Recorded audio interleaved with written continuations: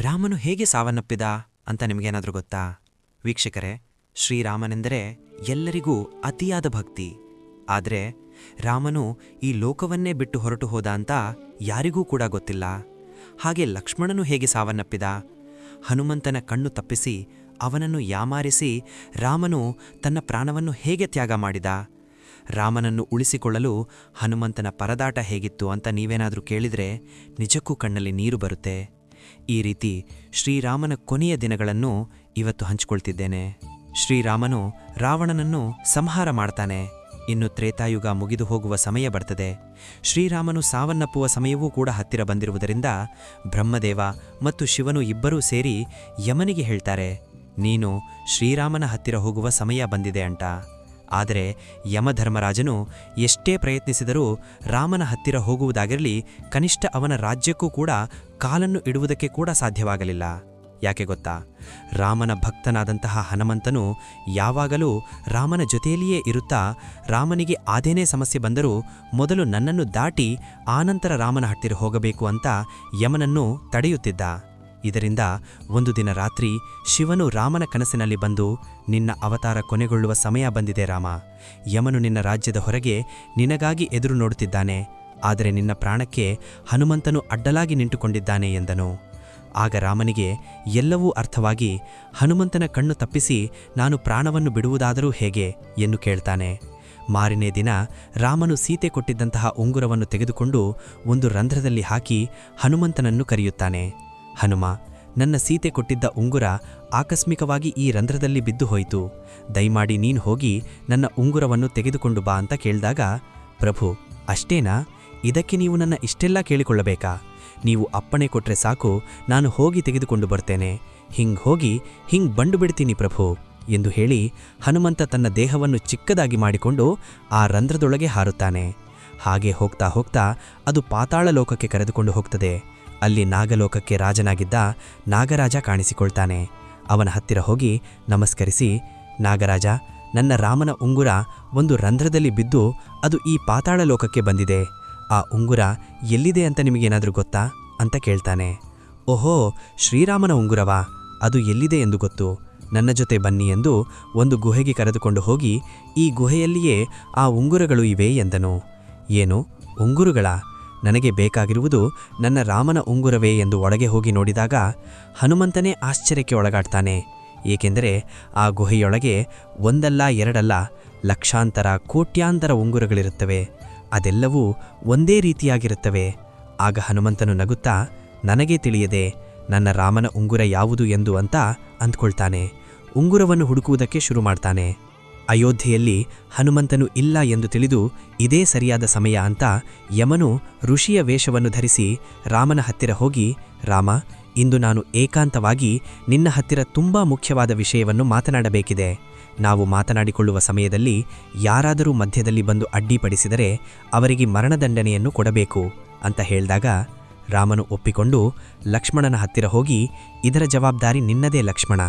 ನೀನು ದ್ವಾರಕಾದ ಹತ್ತಿರ ನಿಂತು ಎಂತಹದ್ದೇ ಪರಿಸ್ಥಿತಿ ಬಂದರೂ ಯಾರನ್ನೂ ಒಳಗಡೆ ಬಿಡಬೇಡ ಎಂದನು. ಸರಿ ಅಣ್ಣ ಎಂದು ಹೇಳಿ ಲಕ್ಷ್ಮಣ ದ್ವಾರದ ಹತ್ತಿರ ಕಾವಲಾಗಿ ನಿಂತನು.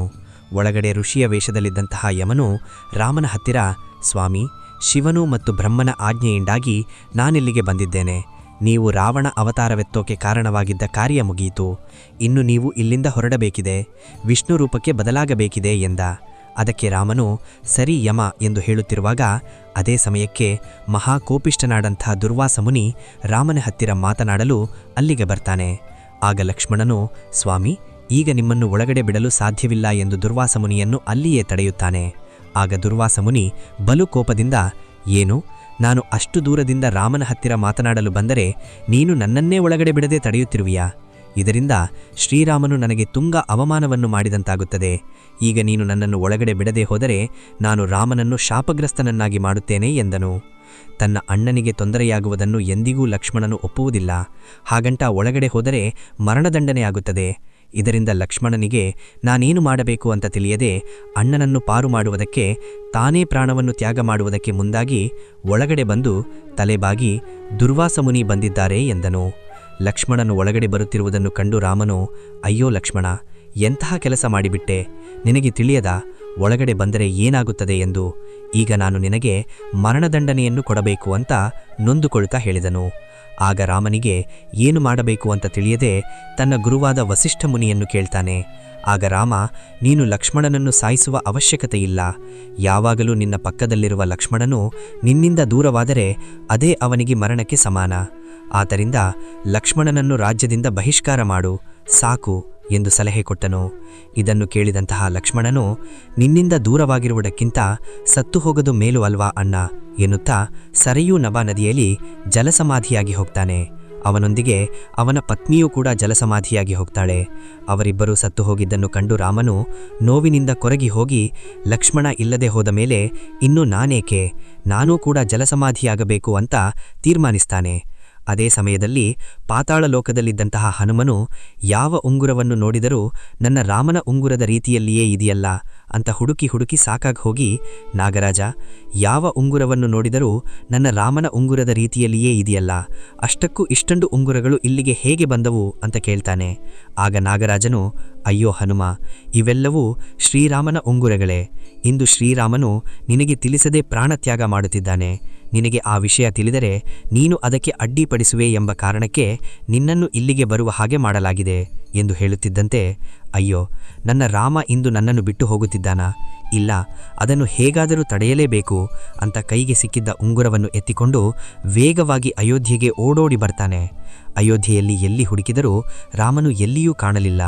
ಇಲ್ಲ, ಅದೇನೇ ಆದರೂ ನನ್ನ ಪ್ರಭುವನ್ನು ಉಳಿಸಿಕೊಳ್ಳಲೇಬೇಕು ಅಂತ ಗಾಳಿಯಲ್ಲಿ ಏರುಗುತ್ತಾ ಹುಡುಕಬೇಕಾದರೆ ಸರಿಯೂ ನಭಾ ನದಿಯಲ್ಲಿ ಶ್ರೀರಾಮನು ಜಲಸಮಾಧಿಯಾಗುತ್ತಿರುವುದು ಕಾಣಿಸಿಕೊಳ್ಳುತ್ತದೆ.